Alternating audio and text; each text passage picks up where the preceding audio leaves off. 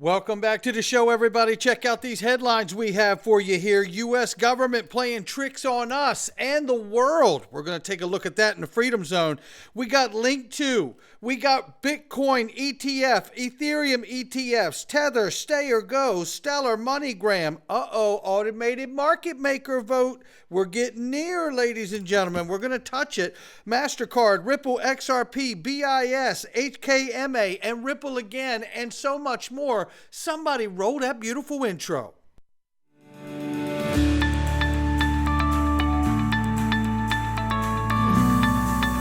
Digital Perspectives with Brad Kimes. Come on in.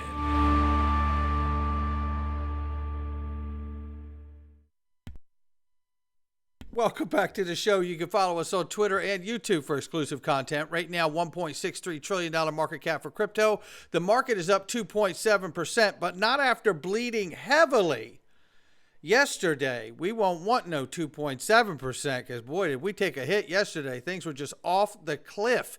Right now, just back over 40,000 for Bitcoin, 2,200 plus for Ethereum, 95.4 billion plus for Tether market cap. Number 6 spot is XRP at 51 cents, up 2.4 in the 24-hour and off by 9.9 on the 7-day. Look at the range of prices. We did dip back down to 49 cents earlier this morning, and ranging between there and 51 cents. We're at the top side of that range. We'll keep an eye on it as we move through it.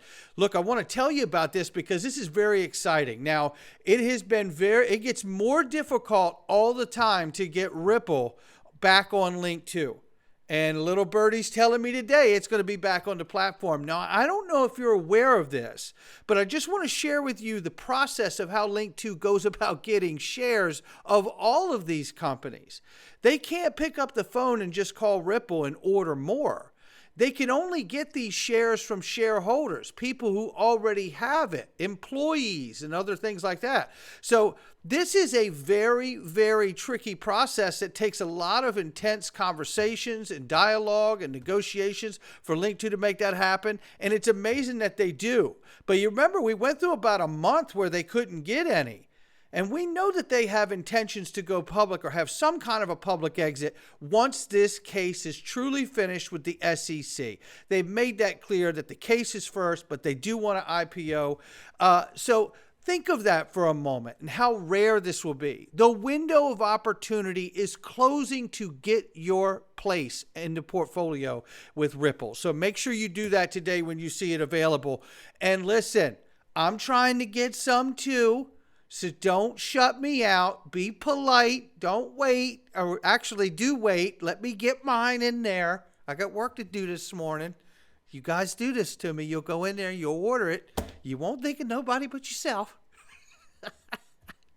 And you'll buy it all. But that's what you're supposed to do because it's amazing. Click the link to my sponsor underneath the video. Love what they're doing over there. And the opportunity to get it is going to close at some point. And let's take a look at this, especially with all the awareness being brought to the crypto space through ETF approvals.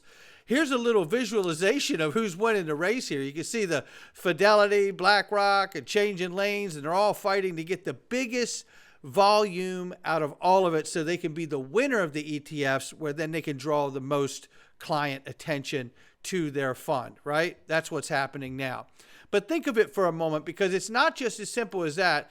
Then there's Goldman Sachs. We don't need to watch this video, but they are an authorized participant in 7 of the funds that were approved, and soon to be, or 8, and then soon to be another one or the other. It's either 7 going to 8 or 8 going to 9 that they've applied to be a part of, but they're already a part of 7 or 8 now.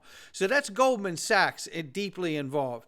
This is going to move even quicker over time. And listen, of course we've seen sell-off, people taking profits. This is not uncommon when new products are released, or even when companies go public. Sometimes it'll spike and then have a drop off and then recover, right? These things are not unusual to me. But what is amazing is seeing all of the volume pour into these products, and the awareness is going to continue to grow. But what about an Ethereum ETF? Let's listen right now to ARK Invest president on that matter, and Andrew Jacobson from 21 Shares. At the front of the timeline on that, that's also public. You Do you tend to be a feel, product Tom, owner.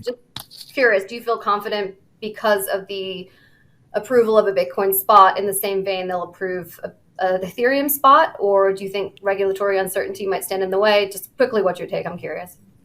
I think, and Andrew can weigh in also, but I think what gives us the confidence is that the dialogue with regulators in the same way Bitcoin has really matured in terms of the sophistication of the conversations, the education base, the depth at which the conversations were taking place, which I think is a little bit of what Andrew's point was in terms of the inevitable.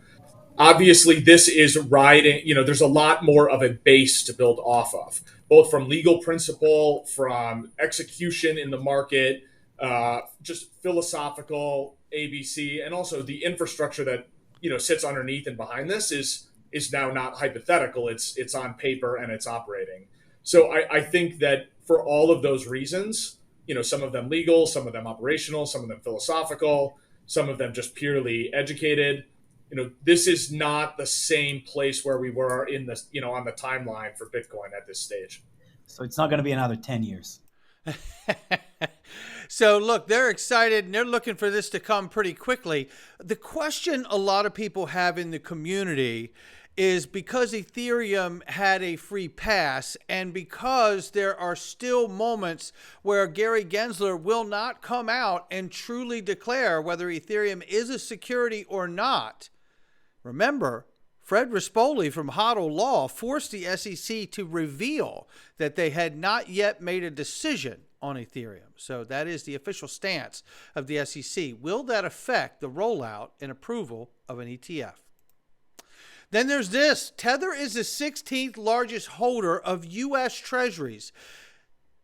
Pompliano says at this point they are an essential part of the American financial economy, which brings us to the question that we've been asking here. Will Tether stay or will it go? Will it be unwound or will they just take it over and force it to be brought under a certain prudential regulation at some point? Remember, this is a company outside of the U.S. offering the only product that the Federal Reserve has ever sold, which is $1.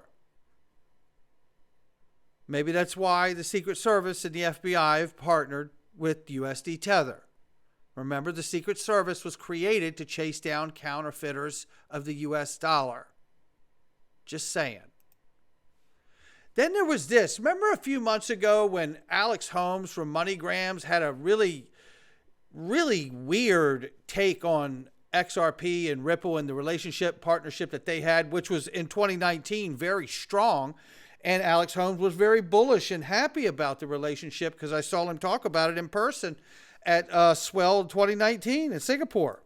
However, there was an interview where he took a complete 180 and he acted confused about what Ripple's objectives were and how XRP was supposed to work. And he was throwing shade on the idea of how XRP could serve as a bridge asset. And he just didn't really get it.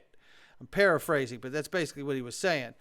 Well, then he turns around and then they partner with Stellar and using XLM, which does exactly what XRP does. And he thinks it's amazing. Annoyed here because I listen to all these blockchain crypto companies saying they're going to put us out of business and they're going to reinvent, currency and all these things. And then you've got the fiat world sort of pushing back and arguing. And then I suddenly thought, well, what if we just sat nicely in the middle and you can interoperate and move things in between? And it's actually sort of, it's brilliant actually, because at the end of the day, you can go off and compete in the blockchain world and the crypto space, and those companies can come and say they want to do this, that, and the other thing. I'm just trying to help support financial inclusion. I'm trying to help people move money home, right? We're experts in cross-border payments. And if digital technology is moving into the crypto world and that's going to become part of it, then I want to be part of that as well. Because my view was always that combining these two worlds, yes, actually the traditional financial infrastructure, the physical stuff that's so hard to build that you guys have done over years and years and years, is the part that actually helps and supports the blockchain piece. Yeah. And there's a symbiotic relationship there for sure, but it wasn't that we were going to disrupt, it was that we were going to work together to create this. You actually came with that complete angle of we're going to work together, right? And that's what's lovely about the SDF is that you guys have that idea of spreading and promoting technology for financial inclusion and bettering the world, not to profit yourself from it directly in that sense. And so the idea from a competitive was to empower your wallets and your network to actually utilize our network and vice versa. And I think that's extremely powerful. And listen, I think Danelle really said it here. It's bringing together a traditional legacy market player with the new digital infrastructure.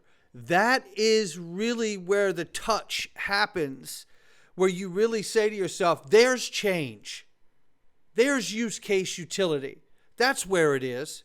And from where I'm standing, it was there with the use of XRP. I don't know what happened between Moneygram and Ripple, but something happened that soured him, and maybe it was the case, who knows. But, obviously he has shade for Ripple and XRP, but he sees the value and brilliance of Stellar XLM. Tells me that it was just some kind of an inside thing going on with that deal, and we are witnessing the touch between traditional legacy company and the integration of this new technology, which is exactly why I'm here. Now, then we see this. Boy, this is getting exciting. Automated market makers. The amendment for the XRP ledger has reached 21 yes votes. This brings us to 60% consensus. If we get to 80% consensus and hold that for 2 weeks, it will be adopted to the ledger. This is getting super, super exciting. Then we see this. MasterCard and Ripple join forces for game-changing XRP debit card. Now, this actually came out last November, but I wanted to highlight and remind people that We'd Say When told us he was working on this. So hang in there, ladies and gentlemen. Again, that was November of last year, just a few months ago. And then I want to remind people about this. We touched this lightly yesterday, but we need to go back down into a different angle of this. The Bank of International Settlements has introduced 6 new projects that they're doing. One of them is ARM.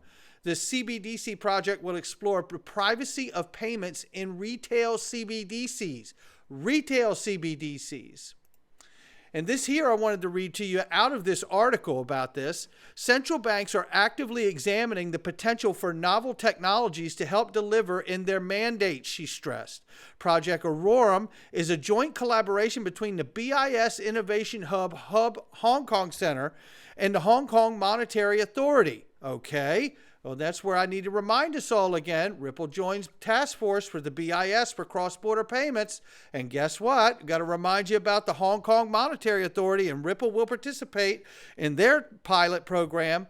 This is very, very deep and intertwined. How much will Ripple be involved directly in the BIS and these new projects? We can't truly say. But I'm showing you the deep relationships that they have had for a long time now. And joining the task force was more recent, but the Hong Kong Monetary Authority has been in play for quite some time. So to me, this is very exciting to see these kinds of things. And you're going to love this too, I believe. This is a gentleman here talking, courtesy of the IMF here, about UPI, which is India's payment system.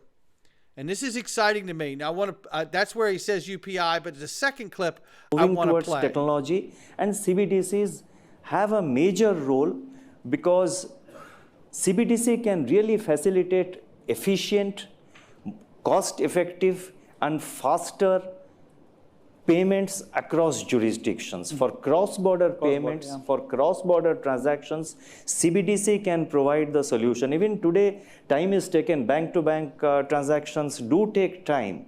In fact, there is a cost. According to the latest estimates of the World Bank and others, still remittances cost about on an average 6% is the total cost for remittances. Now 6% is very high. It needs to go down. In today's technology era, it needs to go down. So CBDC can provide a solution to make cross-border payments faster, more efficient, and cost effective. Now, I want to remind you that Yes Bank, one of the largest banks in India, announced that it had become interoperable with UPI, the Unified Payments Interface, by Reserve Bank of India's digital rupee CBDC application, which is what this gentleman's talking about here, essentially. With this interface, thousands of Yes Bank customers will be able to send and receive transfer digital rupees. That is a Ripple partner. So again, another connection here, wondering just how deeply they're suited. Well, let's take a look at this, because this is pretty remarkable here. So this is a German minister uses his phone to make digital payment. And what you're going to hear here is that if I go back to this, I want you to listen to what he says. You will see that this guy is at a vegetable market. And this is the German minister. And he's at the vegetable market. And he's going to try to purchase using the UPI system. But listen what this guy says. In India, Reserve Bank, we started the wholesale CBDC pilot project in November last year. And the retail mode we started in December. In the wholesale, initially we started with secondary market trading in government securities. Now we are extending it to overnight money markets, that is the wholesale segment. In the retail segment, we have now millions of customers who are enrolled into the pilot project. Almost every bank has been onboarded. The trials are going on. It's a learning experience for us. And the learning process has been very satisfactory. And every day there are new challenges which come. We try to understand what is the problem. So we are really taking it forward in a manner. And on this, we are in active discussion also with other countries which are carrying out similar efforts. So now it's just about going to be a year of our 1 year of our CBDC pilot project. The learnings have been excellent, and more than what it was 1 year ago, we are even more convinced that CBDC can prove to be the most effective and efficient mode for cross-border payments in particular, other than, of course, domestic transactions. And this is not something which is very difficult. In fact, in India, we have a small, vegetable vendors who have been enrolled into this CBDC pilot project. There you have it, fruit shops and vegetable vendors. And here they are right here buying using the UPI payment system on their phone. This is pretty, you're watching this happen. This is how it starts, ladies and gentlemen. It's also how early we are. But this is one of the few times in your life you're going to be able to front run Wall Street on this technology. This kind of stuff doesn't happen, as German minister wishing use India's UPI to buy vegetables, just like that gentleman was saying. There's the real application and the test of it right there, right? This is a remarkable time. And I think it gives us an idea and a window about just how exciting things are in front of us. And I'm reminded, and shout out to Good Morning Crypto and AMMs for putting this out. I'm reminded of what Monica Long shared here for her 2024 predictions, that crypto will break the speculative hype cycles that have defined the booms and busts for the industry since Bitcoin's invention. Before the next crypto summer, we as an industry will break the cycle by paving the foundation for real-world utility at scale. That, I tell you, that has such a profound impact on me, and I hope it does for you guys as well. Everybody's different, but I tell you, I'm super, super excited. And honestly, when you start looking at the idea of what could really happen here, you know, people are saying that we could see a projection of 24 trillion tokenized market by 2027 in just 36 months. Now, I start asking myself, how much of that 24 trillion tokenized market, real world asset tokenization and utility, will Ripple be able to capture? Especially understanding that XRP in and of itself is not a security. Now, we're going into the freedom zone, ladies and gentlemen. I told you the U.S. government plays tricks on us and the world.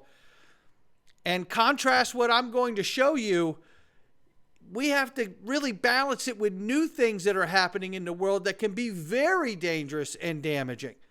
I hope you will join us at digitalperspectives.com. Click the Freedom Zone and come on in. Not financial advice from me or anyone else. I'll catch all of you on the next one.